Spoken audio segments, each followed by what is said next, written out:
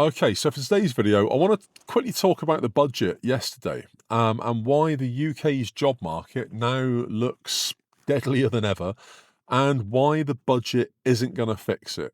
Now, obviously, I've had a night to think about this. So, job security used to mean that you could pay your bills. Now, it just, for many, means that you're starting your next 0 hours shift. The budget offers some wages help, but does it restore security? I don't think so. And here's why. So wages are up, taxes are up, jobs are unsure.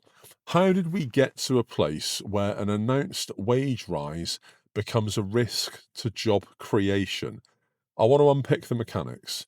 So the meat and bones of this is that the budget does raise the minimum living wage. That's a clear attempt to raise living standards and undeniably will put more cash into a very select number of workers' pockets from April. There is, along with this, employer side pressure. When the state raises mandatory labour costs or simultaneously increases tax burdens elsewhere, smaller employers, of which the UK has many, and also where most new jobs are actually created, face tighter margins and they may in fact freeze hiring. So this is acute in terms of things like youth and entry roles, internships, those types of jobs, postgraduate roles, for example. And this is echoed by business groups and think tanks, literally within an hour of the announcement. There are structural issues to this. Long-term high inflation and slower growth forecasts limit business confidence and their propensity to want to recruit new talent. The OBR forecasts underline that uncertainty and they show inflation falling very gradually. So here's the simple trade. An employer's payroll bill goes up by X% when wages rise.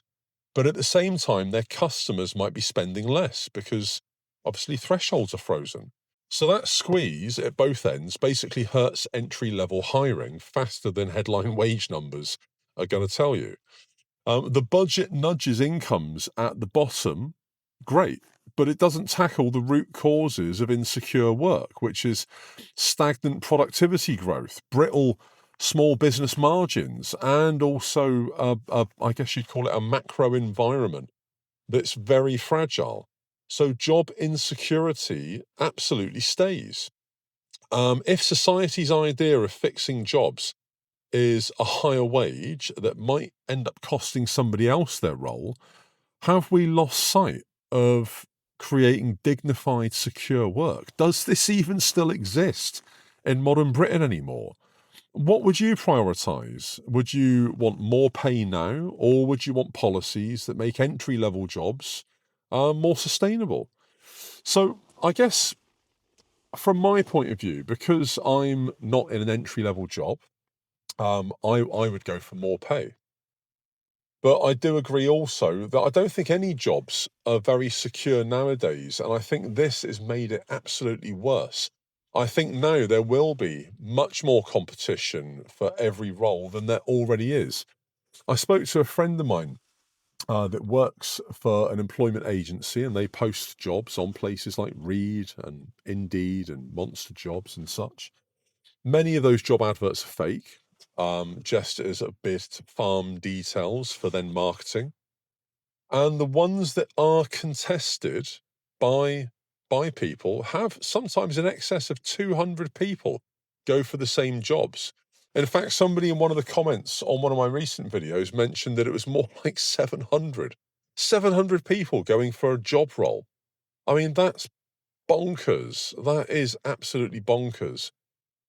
You've almost got more chance of getting through to the semi-finals on Britain's Got Talent than you have of getting through to the final pick for a job interview nowadays. And I don't think the budget that's just come out is going to help this. I don't think the tax freezes are going to help this. I think it puts pressure on SMEs. And most of Britain's business, there are more SMEs than any other business type. It's the most populous business type because within it, you've got one-man bands, you've got family-run businesses, you've got sole traders that make up a massive contingent of the UK economy. And I think these are the guys, sadly, that are going to get hurt the most. But look, what are your thoughts in this? Are you in business? Are you a sole trader? Are you a limited company?